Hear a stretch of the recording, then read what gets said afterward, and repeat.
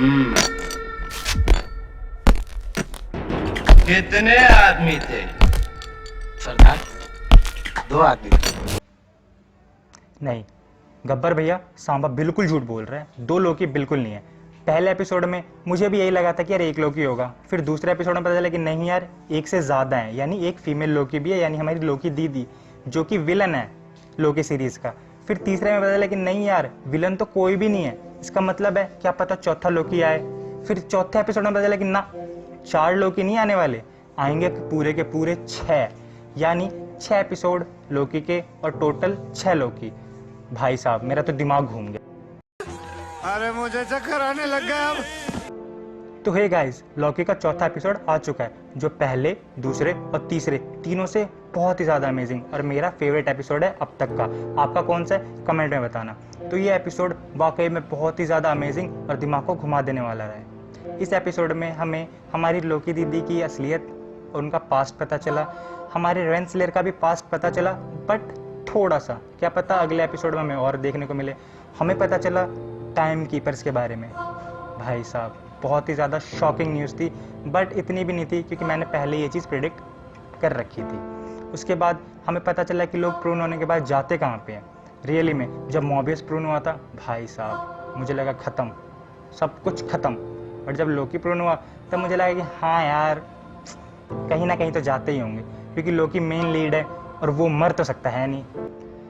तो मेरा नाम है मिस्टर वाइट और स्वागत है आपका मेरे YouTube channel mister white comic में, जहां हम आज इन सभी चीज़ों के बारे में बात करेंगे बारी बारी से।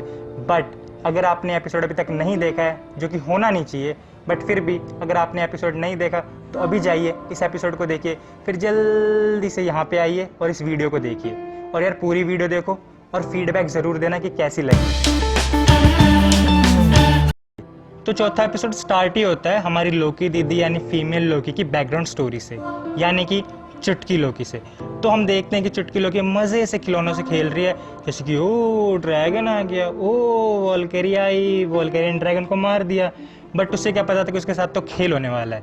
तो उसी टाइम पीछे से पोर्टल खुलता है, रेंसलेयर उसमें से आती है और लोकी को गिरफ्तार करके टीवी लेके जाती है। यार एक बात बताओ, बच्ची है वो, खिलौनों से खेल रही है, ऐसा उसने क्या किया होगा जिससे नेक्सस इवेंट क्रिएट हुआ होगा? सोचने वाली बात है कि नहीं? तुम भी सोचो, मैं भी सोचता हूँ। बट यहाँ पे मेंशन करने वाली बात ये है कि जब रेंसलर यहाँ पे आती है तो वो कहती है कि ये है डेजिग्नेशन A23। ये बात मैं क्यों कह रहा हूँ? ये बात मैं इसलिए कह रहा हूँ क्योंकि ये एक इंडिकेटर हो सकता है कि जब हमें पहली बार रेंसलर कॉमिक में दिखी थी, वो हमें दिखी थी एवेंजर 23 में एज ए प्रिंसेस रेंसलेयर, और हाँ उसमें मैं कैंग भी दिखा था।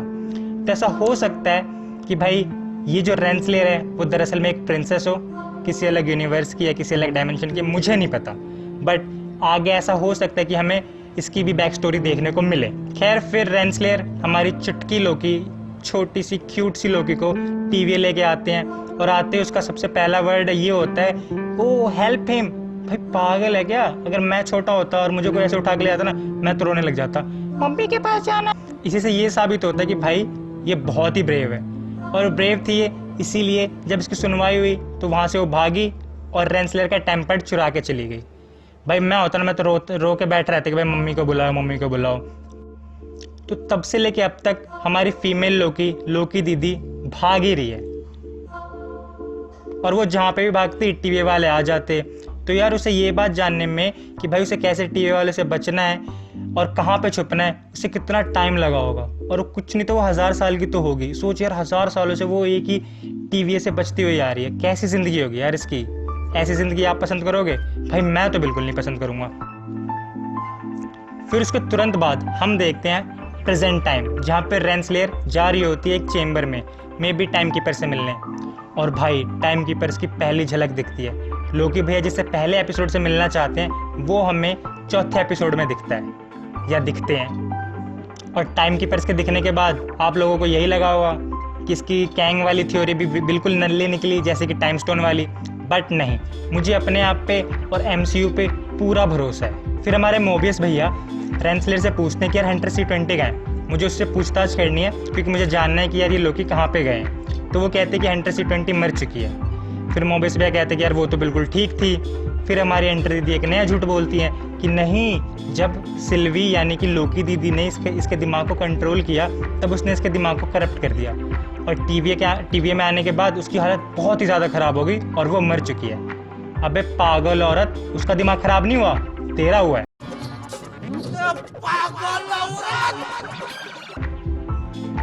उसके बाद फिर मोबियस भैया और पूरा टीवी ढूंढने लग जाते कि यार ये दोनों लोग आखिर गए तो गए कहाँ। फिर हम आते हैं लेमेंटिस 1 पे, वो मून जो डिस्ट्रॉय होने वाला है, और लोकी भैया लोकी दीदी वहाँ से एस्केप नहीं कर पाए और अपनी फेट को उन्होंने एक्सेप्ट कर लिया। तो वहाँ पे वो बैठे होते हैं और लोकी दीदी अपनी कहानी बता रही होती है लोकी भैया को कि वो कैसे आई यहाँ पे, उसके साथ क्या क्या हुआ। और फिर वो पूछती है लोकी भैया से कि तुम्हें क्या लगता है कि अपनी फेट यानी मौत और हार उनको एक्सेप्ट करना ही एक लोकी को लोकी बनाता है? तो हमारे लोकी भैया कहते हैं ना, बिल्कुल नहीं, हम हार सकते हैं और कभी कभार बहुत बुरी तरीके से। और भाई ये लाइन सुनते ही ना, इमोशनल लाइन थी बट ये सुनते मेरी हंसी छूट गई, क्योंकि मुझे यार वो पिटाई याद आ गई जो हल्क ने की थी एवेंजर की फर्स्ट मूवी में। ठीक है, तो लोकी भैया कहते हैं कि भाई हाँ, हम हार सकते हैं कभी कभार बहुत बुरी तरीके से, बट हम मर नहीं सकते। और यार ये चीज़ इंडिकेट करती है कि अब तक लोकी ने कितनी बार अपनी डेथ को फेक किया है लिटरली।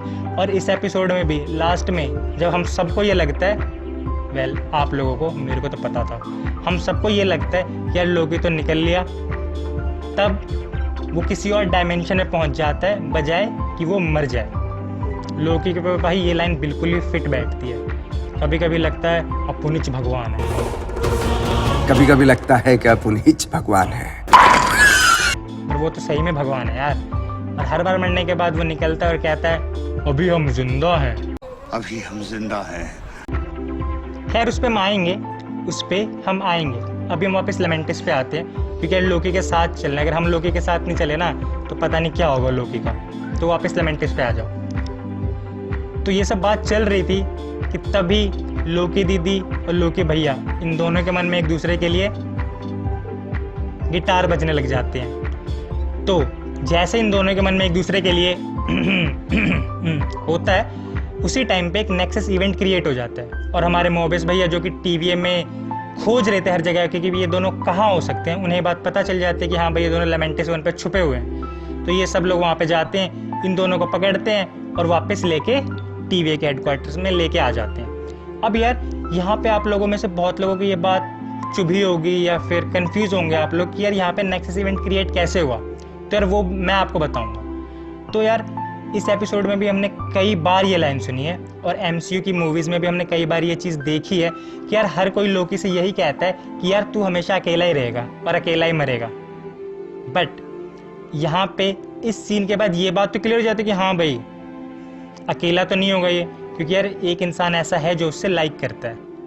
और यही चीज़ थी जिससे नेक्सस इवेंट क्रिएट हुआ।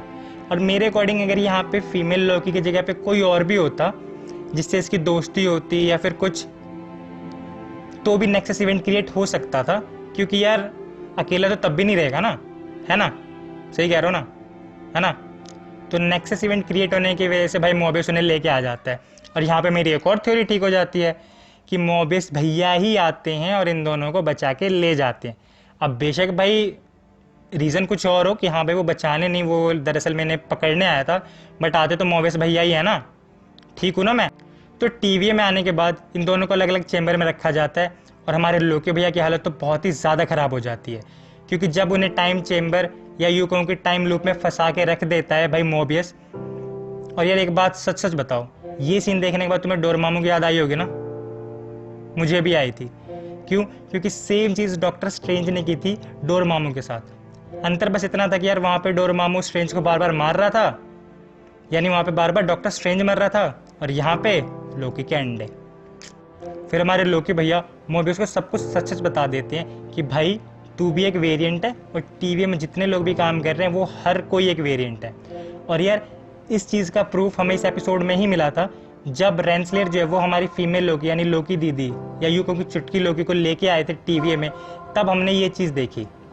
और हाँ, ये भैया वही है जो दूसरे एपिसोड में हमें देखे थे टाइमलाइन को मॉनिटर करते हुए। मैं कह रहा हूँ यार, मेरी हॉकाई वाली आंखें हैं, कुछ नहीं छुपता इनसे। तो यार तुम भी इस नकली हॉकाई को सपोर्ट कर दो यार, सब्सक्राइब कर दो और लाइक कर दो वीडियो को। और यार फीडबैक ज़रूर दो प्लीज़। और भाई एज़ यूजुअल हमारे मोवेस भैया को लोकी भैया की कोई भी बात सच नहीं लगती, या यूँ कहूँ कि लगती है बट वो भरोसा नहीं करना चाहते। भाई मैं भी नहीं करता। अगर मुझे पता चलता कि लोकी कोई बात कर रहा है और वही चीज़ मैं भी अगर सोचूं ना, तो भी मैं भाई लोकी की बात पे तो बिल्कुल भरोसा नहीं करूँगा। इतनी सारी मूवीज़ में मैंने एक चीज़ तो नोटिस कर लिया है, भाई लोकी अपना फ़ायदा सबसे पहले देखता है। और भाई साहब बड़बड़ करने की आदत तो उसकी बहुत ही ज़्यादा है।